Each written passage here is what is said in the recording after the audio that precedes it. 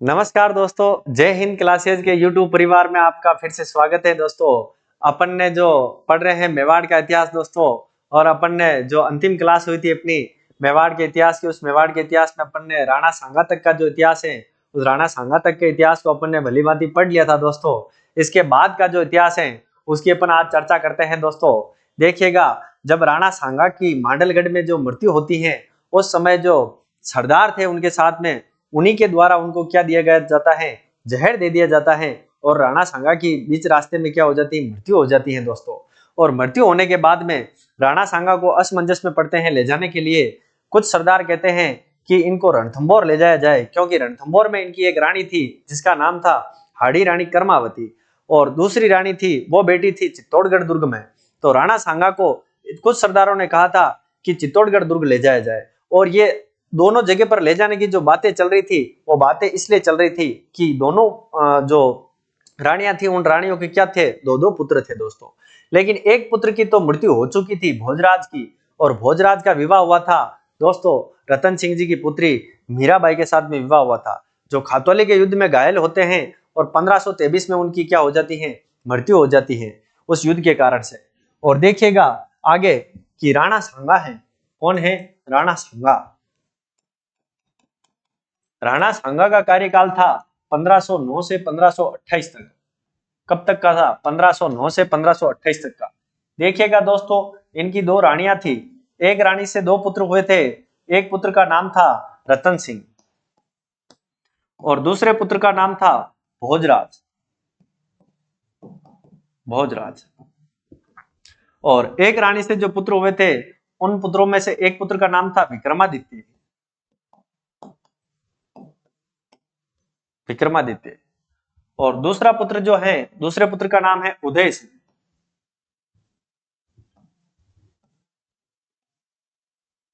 उदय सिंह। अब देखिएगा, यहां पर जो तनावपूर्ण स्थितियां बनेगी, वो तनावपूर्ण स्थितियां इसलिए बनेगी क्योंकि चार पुत्रों में से किस पुत्र को राजा बनाया जाए। देखिएगा, भोजराज तो हालांकि 1523 में इनकी क्या हो जाती है, 1523 में सांगा जीवित थे उस समय ही 1523 में मृत्यु हो जाती है, मृत्यु हो जाती है। लेकिन जो रतन सिंह है, रतन सिंह देखिएगा, राणा सांगा को या तो रणथंभौर, ये दोनों पुत्र थे, वो किसके साथ थे, कर्मावती के साथ में थे। कर्मावती, कर्मावती या हाड़ी रानी। और इनको एक किला सौंप दिया जाता है। राणा सांगा जब जीवित थे उस समय रणथंभौर दुर्ग है, उस रणथंभौर दुर्ग को क्या कर दिया था, इन दोनों को सौंप दिया था। ठीक है, ये इसलिए सौंपा था कि कर्मावती ने कहा था कि खानवा का जो युद्ध है, उस युद्ध में अगर आप विजय नहीं होते हैं तो हमें यहाँ से वैसे ही मेवाड़ में हमारा मृत्यु कर दी जाएगी, हमारी हत्या कर दी जाएगी मेवाड़ में। तो ऐसी स्थिति में खानवा के युद्ध से पहले ही सांगा ने कर्मावती को और अपने दोनों पुत्रों को कहां पर भेज दिया था, इन्होंने रणथंभौर भेज दिया था। और सांगा की छतरी बनाई जाती है, वो छतरी कहां पर बनाई जाती है, तो मांडलगढ़ में छतरी बनाई जाती है। कहां पर बनाई जाती है, मांडलगढ़। और दोस्तों मांडलगढ़ में राणा सांगा की क्या है, छतरी है। और ये छतरी जो है, ये 32 खंभों की छतरी है। कितने खंभों की, 32 खंभों की। कुछ अन्य लोग हैं जिनकी भी छतरियां 32 खंभों की हैं, लेकिन राणा सांगा की छतरी है वो भी 32 खंभों की है। दोस्तों जब देखिएगा 1528 जो है, उस समय राणा सांगा की मृत्यु हो जाती है, जो चंदेरी का युद्ध लड़ा जाता है उसकी वजह से। जो चंदेरी का जो शासक था मेदिनी राय, और मेदिनी राय की सहायता करना चाहता था, कौन करना चाहता था, राणा सांगा करना चाहते थे। लेकिन राणा सांगा है उस समय किसके विरुद्ध युद्ध लड़ रहे थे, बाबर के विरुद्ध युद्ध लड़ रहे थे। और ये बात है जो किसको नहीं खली थी, मेवाड़ी सरदारों को नहीं खली थी। मेवाड़ी सैनिकों ने और मेवाड़ी सरदारों ने कहा था राणा सांगा को कि आप अगर, बाबर ने देखिएगा अगर अपनी हार भी हो गई थी खानवा के युद्ध में, फिर भी बाबर ने किसी भी मेवाड़ के किसी भी एक भी घराने पर, एक भी ठिकाने पर कब्जा नहीं किया था।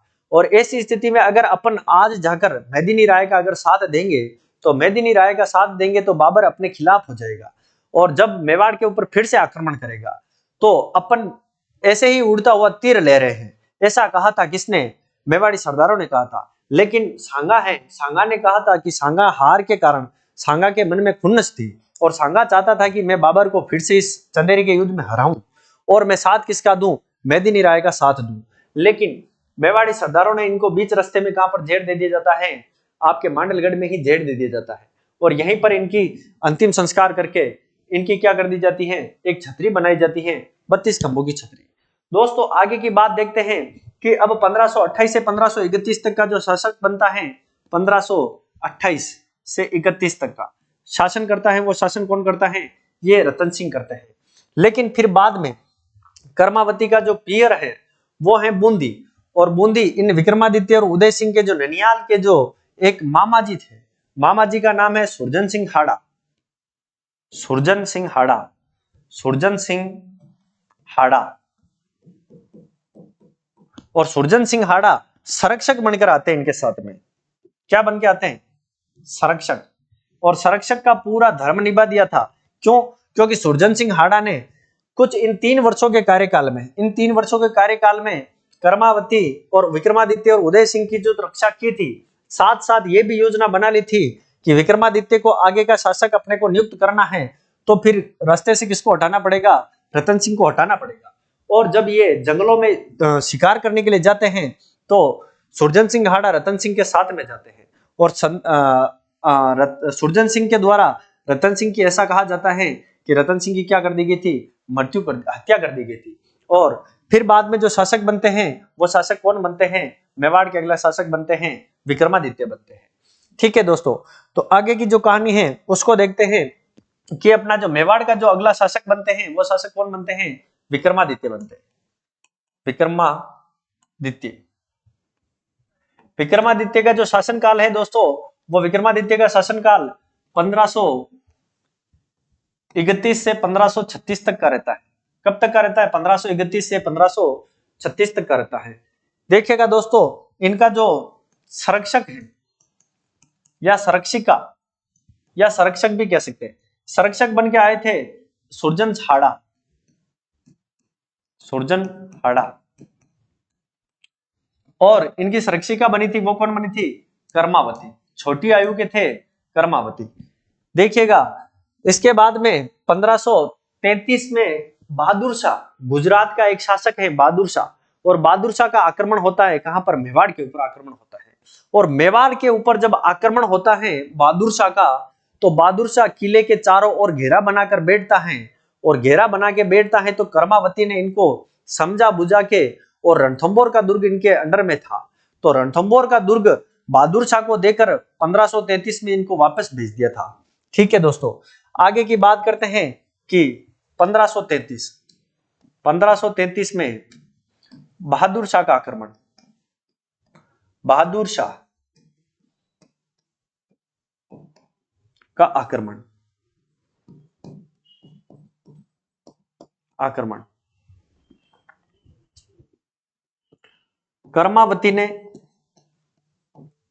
कर्मावती ने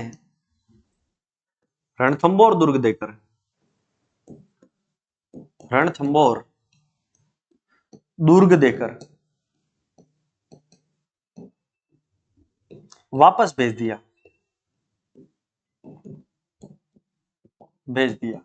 लेकिन यह बात उसको जमी नहीं थी कि अपन ने युद्ध नहीं किया, फिर भी अपने को अगर किला मिल गया है तो अगर युद्ध करेंगे तो पूरा मेवाड़ मिल जाएगा। और ऐसी सोच रखकर फिर से वापस 1534 में, कब आक्रमण करता है, 1534 में, 1534 में बहादुर शाह फिर से आक्रमण करता है। बहादुर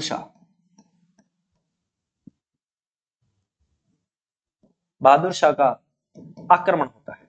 देखिएगा बहादुर शाह का आक्रमण होता है 1534 में, और 1534 में ही मेवाड़ का दूसरा शाखा माना जाता है। मेवाड़ के ऊपर कुल 3 शाखे हुए थे दोस्तों, उसमें से जो प्रथम शाखा होता है वो रतन सिंह के समय होता है, रानी पद्मिनी है वो जौहर करती है, और केसरिया कौन करता है, रतन सिंह जी करते हैं।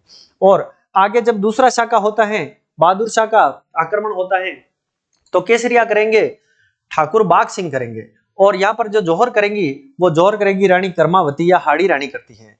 और ऐसी स्थिति में जब युद्ध के जो तनाव बने थे उसमें ये जो उदय सिंह और विक्रमादित्य थे, इन दोनों को बूंदी ननिहाल भेज दिया जाता है। कहां पर भेज दिया जाता है, ननिहाल भेज दिया जाता है। देखिएगा मेवाड़ का दूसरा शाखा, मेवाड़ का दूसरा शाखा, इस दूसरे शाखे में हुआ क्या क्या था, उसकी भी जानकारी लेते हैं अपन। देखिएगा मेवाड़ का दूसरा शाखा, मेवाड़ का दूसरा शाखा, मेवाड़ का दूसरा शाखा होता है 1534 में। और आक्रमण कौन करता है? आक्रमण करता है बहादुर शाह,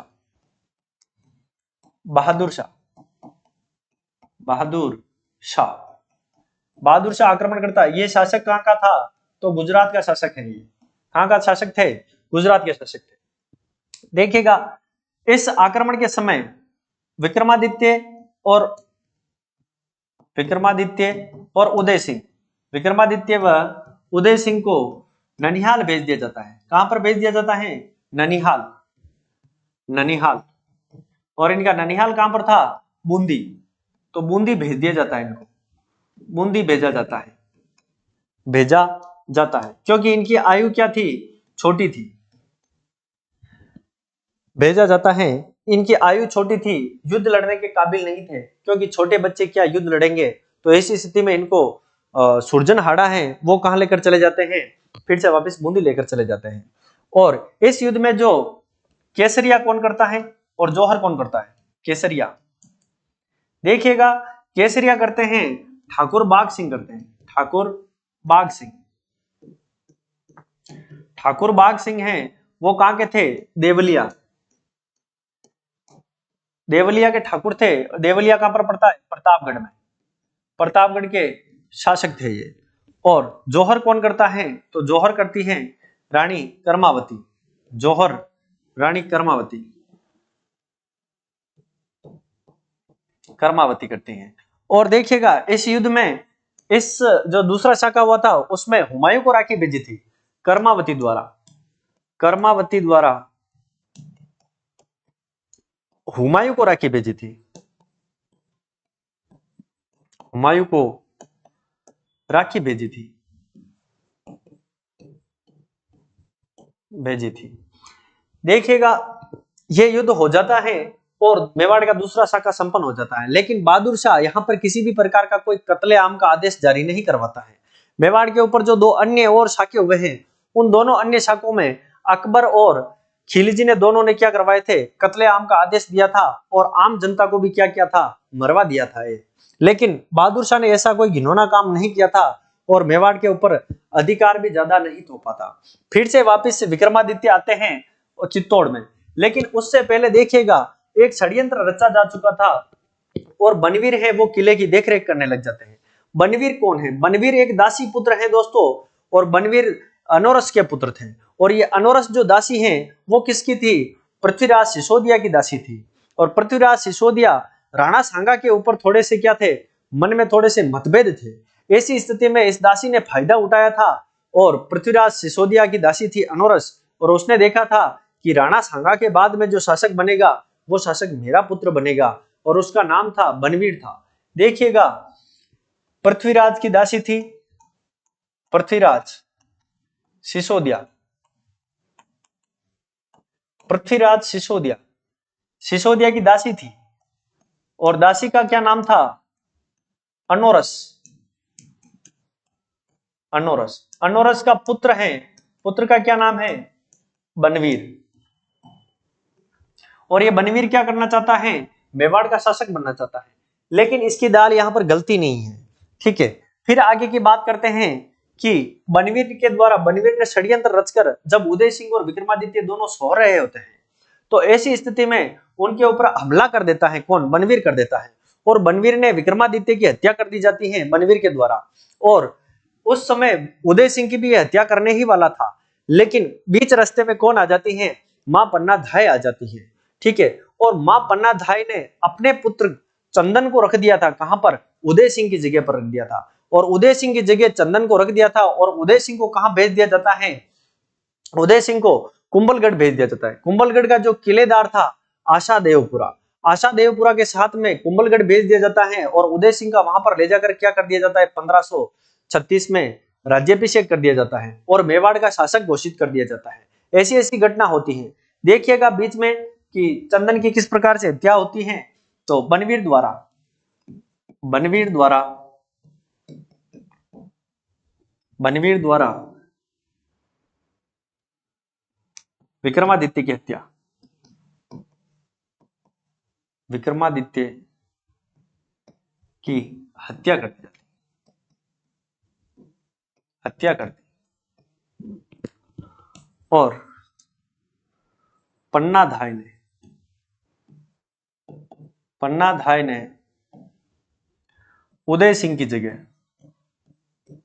देखिएगा कितना बड़ा कलेजा है मां पन्नाधाय का, कि अपने पुत्र को तलवार की धार के नीचे रख दिया था और उदय सिंह को बचाया था। तो अपने पुत्र की ममता को मार दिया था, लेकिन राष्ट्र प्रेम, और यहां पर देखिएगा राष्ट्र प्रेम झलकता है मां पन्नाधाय का, और स्वाभिमान दिखता है कि अपने शासन, अपनी मातृभूमि की रक्षा के लिए अपने पुत्र का भी बलिदान अपने आंखों के सामने दे दिया था। ठीक है, तो आज ऐसा भी है कि कुछ कहते हैं कि माँ का दिन है आज, लेकिन आज माँ का दिन नहीं है, माँ का हर एक दिन है वो माँ का है, क्योंकि माँ का कोई दिन नहीं होता है। माँ तो जननी जगत जननी है, इसलिए माँ का कोई दिन नहीं होता है, माँ का कोई दिवस नहीं होता है, और मातृत्व भाव यहाँ पर देखने को मिलता है। तो देखिएगा कि माँ का कोई दिन नहीं होता है।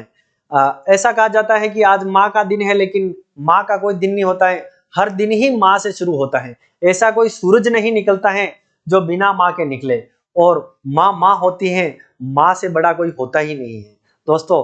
तो माँ की बड़ी लंबी प्रेम कथा है यहाँ पर। देखिएगा आप लोग कि उदय सिंह की जगह अपने पुत्र चंदन को रख दिया,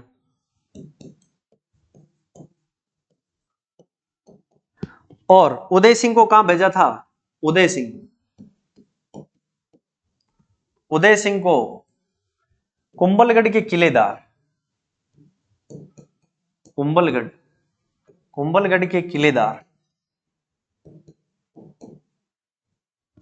के किलेदार आशा देवपुरा के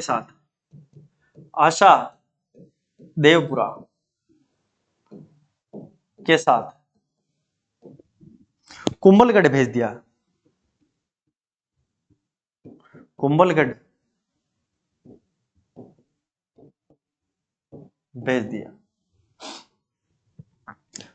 भेज दिया और राज्याभिषेक किया।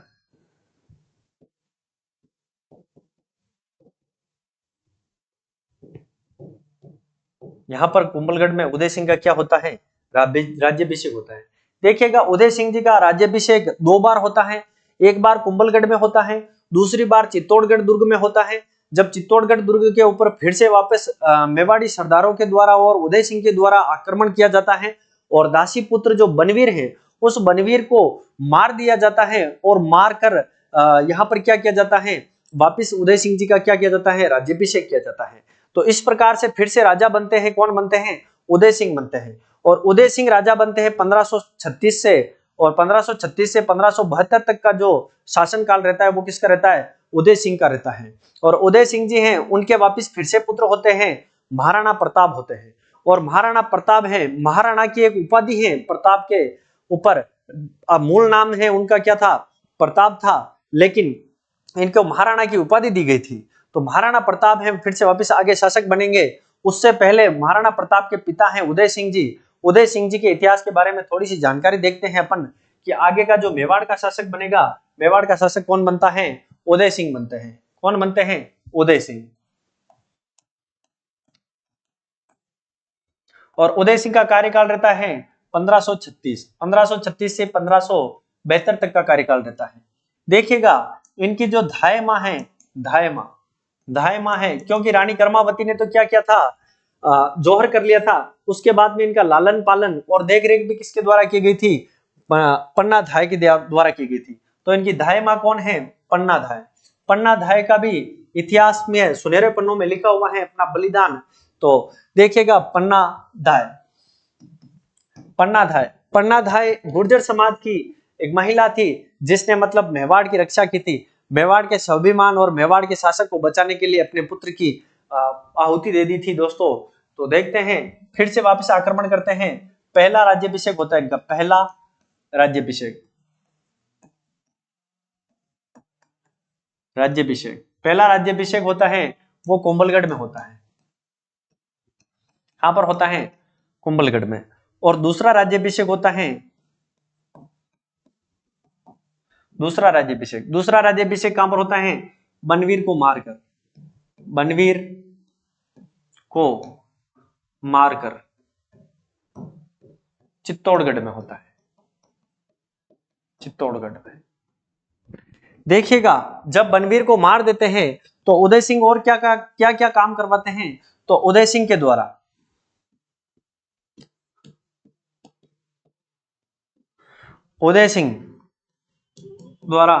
उदयपुर शहर बसाया गया। क्या बसाया गया? उदयपुर शहर बसाया, शहर बसाया। और शहर कब बसाया था? तो उदयपुर शहर बसाया था 1559 में बसाया था, 1559 में। और इसी उदयपुर को ही क्या बनाया था? राजधानी बनाया था, उदयपुर को राजधानी बनाया। उदयपुर को राजधानी किसके द्वारा बनाया गया? तो उदय सिंह के द्वारा बनाया गया था, राजधानी बनाया था उदयपुर। इसके बाद की बात करें तो उदय सिंह ने उदय सागर झील का निर्माण करवाया, उदय सागर झील का निर्माण, उदय सागर झील का निर्माण करवाया, झील का निर्माण करवाया। देखिएगा दोस्तों यहां पर उदय सागर झील का निर्माण भी करवाते हैं। और उसके बाद में 1567-68 के अंतर्गत एक और अपने मेवाड़ में एक शाखा हो जाता है। और उस शाखे में कहा जाता है ऐसा कि अकबर का यह भयानक शाखा था। अकबर ने यहाँ पर कत्लेआम का आदेश दिया था, जिसकी वजह से आम जनता है उस आम जनता का भी कत्ल कर दिया गया था।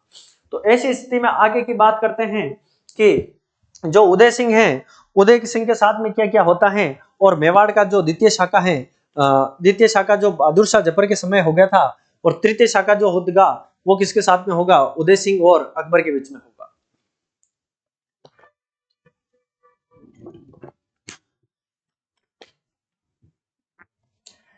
देखिएगा मेवाड़ का तृतीय शाखा, मेवाड़ का तृतीय शाखा। और बात करते हैं समय की, तो समय था 1567-68 का, 67-68। देखिएगा मेवाड़ का जो शाखा होता है उस समय आक्रमण किसका होता है? आक्रमण होता है अकबर का, अकबर का आक्रमण होता है। देखिएगा थोड़ी सी इस शाखे की रूपरेखा बनाने की कोशिश करेंगे अपन, और देखेंगे कि यहां पर मान लीजिएगा मेवाड़, और मेवाड़ में भी कौन सा दुर्ग है? चित्तौड़गढ़। चित्तौड़गढ़ का जो शासक है वो शासक कौन है? शासक उदय सिंह है। कौन है? उदय सिंह। देखिएगा उदय सिंह शासक है यहाँ का। और इनके जो सैनिक हैं उन सैनिकों में सबसे सर्वश्रेष्ठ जो सैनिक हैं वो कौन है? फत्ता सिसोदिया, सिसोदिया। देखिएगा फत्ता सिसोदिया है, इनकी पत्नी है, और पत्नी का नाम है फूल कंवर, फूल कंवर। और यहां पर आक्रमण करने के लिए कौन आता है? दिल्ली से आते हैं कौन? अकबर। शासक कौन है? अकबर। और अकबर कहां पर आक्रमण करेंगे? मेवाड़ के ऊपर आक्रमण करेंगे। और आक्रमण करेंगे, आक्रमण करने से पहले अकबर के पास में क्या है? संग्राम बंदूक है, संग्राम बंदूक। देखिएगा संग्राम बंदूक का यहाँ पर क्या काम है उसकी भी चर्चा करते हैं। कि एक और राज्य पड़ता है अपने पास में, छोटी रियासत पड़ती है जिसका नाम है मेड़ता। और मेड़ता से एक जो सरदार थे वो आए थे जयमल मेड़तिया। और जयमल मेड़तिया के साथ में आए थे कल्लाजी राठौड़।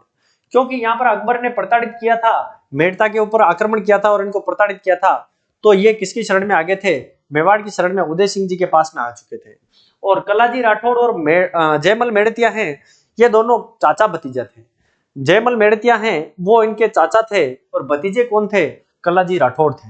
और कल्लाजी राठौड़ और जयमल मेड़तिया जब इस चित्तौड़गढ़ दुर्ग की दीवारों की रक्षा कर रहे थे, इस दुर्ग के ऊपर पहरा दे रहे थे, ऐसा कहा जाता है कि दुर्ग के ऊपर पहरा दे रहे थे, उसी समय अकबर ने संग्राम बंदूक से गोली मारी थी किसको? जयमल मेड़तिया को।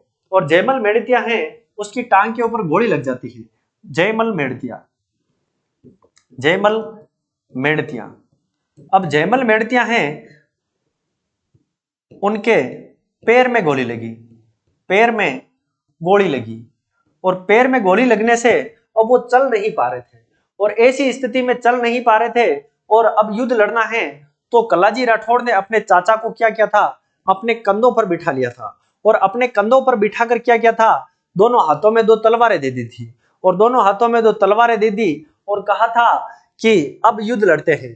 तो जब ये दोनों मुगलिया सेना जो थी उसके ऊपर टूट पड़े थे, तो सेना को बहुत तितर बितर कर दिया था। और ये स्थिति, ये पूरा दृश्य कौन देख रहा था? अकबर देख रहा था। और अकबर ने ये देखा कि एक व्यक्ति है जिसके हाथ में 4 तलवारें हैं, क्योंकि उनके ऊपर कौन बैठा था? जयमल मेड़तिया बैठा था। और कलाजी राठौड़ के हाथ में 2 तलवारें, और 2 तलवारें किसके हाथ में? जयमल मेड़तिया के हाथ में। मतलब पूरी मुगलिय सेना का क्या होता आ रहा था? सफाया होता आ रहा था। और ये दृश्य देखकर अकबर ने कहा था कि ये 4 हाथ वाले लोक देवता कौन है? तभी से कलाजी राठौड़ को क्या कहा जाता है? 4 हाथ वाले लोक देवता कहा जाता है दोस्तों। तो ये भी एक प्रसिद्ध उपाधि मिल गई थी कलाजी राठौड़ को। ठीक है दोस्तों, यहां पर देखते हैं कि मेड़ता से कौन कौन आए थे। मेड़ता से कलाजी राठौड़, कलाजी राठौड़ व जयमल मेड़तिया, मेड़तिया आए थे। और अब इनके पैर में गोली लग चुकी है और आक्रमण हो चुका है। तो आगे की चर्चा करते हैं कि आगे क्या होता है। देखिएगा, यहां पर जौहर किसने किया था? जौहर किया था फूल कंवर, फूल कंवर। इससे पहले देखिएगा, जौहर होने से पहले जो उदय सिंह है, वो उदय सिंह, ये किला है वो जयमल मेड़तिया और फतेह सिसोदिया को दोनों को सौंप कर कहां चले जाते हैं? ये दोनों को सौंप कर जंगलों में चले जाते हैं। उदय सिंह किला, जयमल मेड़तिया, मेड़तिया व फतेह सिसोदिया,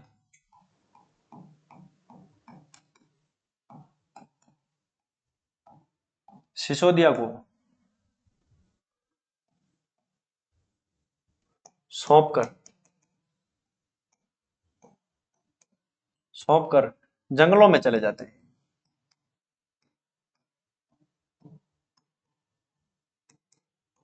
जंगलों में चले जाते हैं। और जौहर कौन करता है? फूल कंवर करती है। और फूल कंवर कौन है दोस्तों? तो फूल कंवर फतेह सिसोदिया की क्या है? पत्नी है। और यहां पर केसरिया कौन करता है? केसरिया, जयमल मेड़तिया, मेड़तिया व फतेह सिसोदिया, सिसोदिया। देखिएगा, यहां पर भगवत दास के कहने पर अकबर के द्वारा कत्लेआम का आदेश जारी करवाया गया था। और कत्लेआम का आदेश जारी होता है जिससे आम जनता को मार दिया जाता है, भगवंत दास के कहने पर।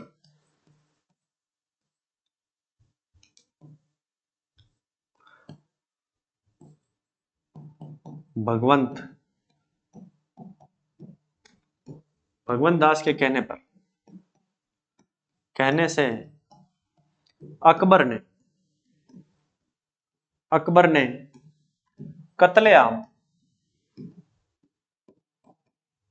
कत्लेआम का आदेश जारी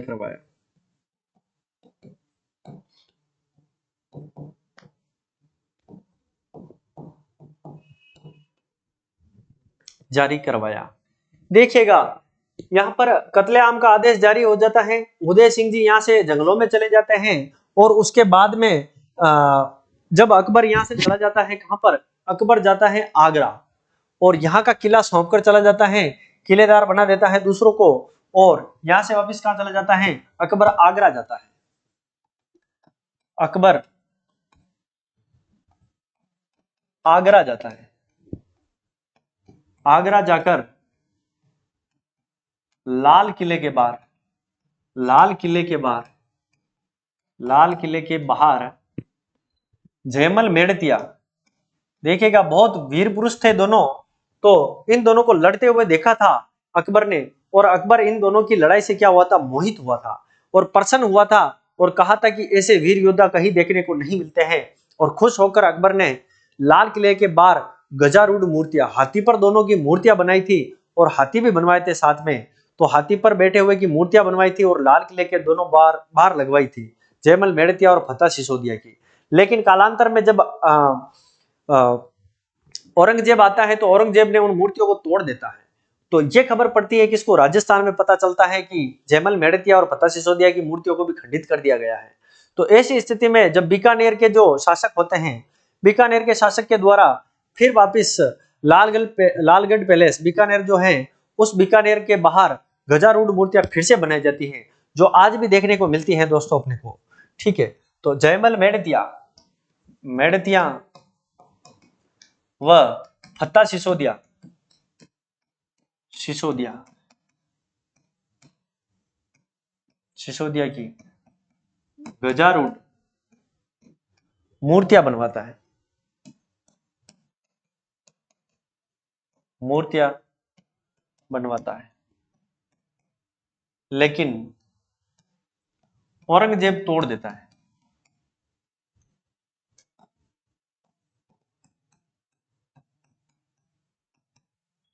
औरंगजेब तोड़ देता है। औरंगजेब इन मूर्तियों को तोड़ देता है। तो दोस्तों याद रखिएगा, वापस से मूर्तियां कहां पर बनाई गई हैं, वापस मूर्तियां बीकानेर, बीकानेर के किले के बाहर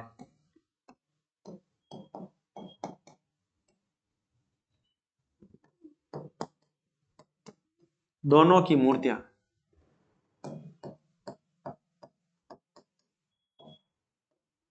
मूर्तियां फिर से बनाई जाती है,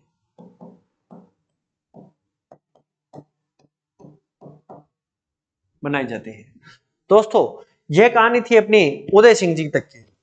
देखिएगा दोस्तों, उदय सिंह जी के बाद में जब उदय सिंह जी जब जंगलों में चले जाते हैं और ऐसी ऐसी घटना होती है इनके साथ में, तो इनके साथ में जयमल मेड़तिया और इनकी तो मूर्तियां ही बनाई जाती हैं। लेकिन महाराणा उदय सिंह है, वो फिर बाद में इसके बाद में गोगुंदा को क्या करते हैं, अपनी फिर से पांचवी राजधानी बनाते हैं। किसको बनाते हैं, गोगुंदा, तो वो पांचवी राजधानी बनाते हैं दोस्तों। पांचवी राजधानी किस आधार पर बनाते हैं, देखिएगा दोस्तों, अपन ने जब मेवाड़ का इतिहास शुरू किया था उस समय अपन ने 9 राजधानियां पढ़ी थी। कितनी राजधानियां मेवाड़ की, 9 राजधानियां पढ़ी थी। और 9 राजधानियों में देखिएगा चौथी राजधानी बनती है, वो चौथी राजधानी उदय सिंह किसको बनाते हैं, उदयपुर को बनाते हैं। लेकिन पांचवी राजधानी भी उदय सिंह स्वयं किसको बनाते हैं, गोगुंदा को बनाते हैं। गोगुंदा को जब राजधानी बनाते हैं ये पांचवी राजधानी, ठीक है। तो उदय सिंह जी की पांचवी राजधानी, उदय सिंह द्वारा गोगुंदा गोगुंदा को पांचवी राजधानी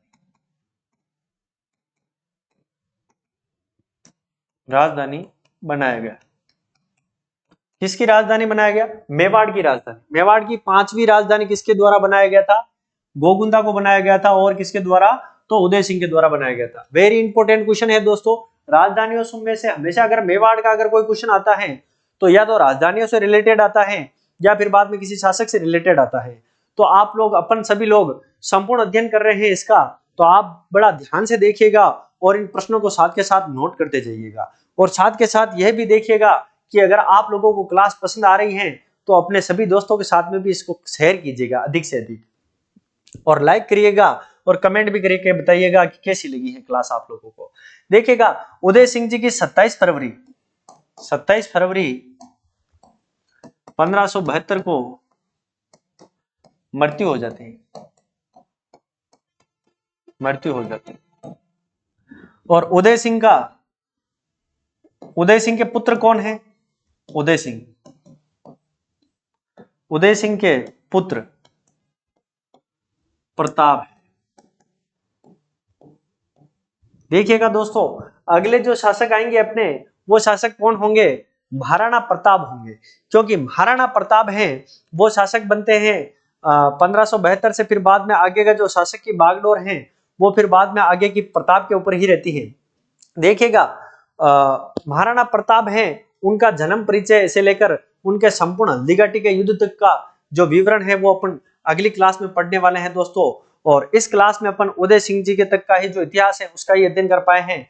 अगली क्लास में फिर मिलते हैं अपन महाराणा प्रताप को लेकर, और बने रहिए। और अगर ये क्लास आपको अधिक पसंद आई है तो अधिक से अधिक शेयर कीजिएगा, अपने दोस्तों के साथ में लाइक करिएगा, कमेंट करिएगा, और कमेंट करके बताइएगा कि आप लोगों को ये इतिहास की क्लास है वो किस प्रकार से लगी है दोस्तों। इसके बाद का अध्ययन अपन अगली क्लास में करेंगे। तब तक के लिए जय हिंद, जय भारत दोस्तों।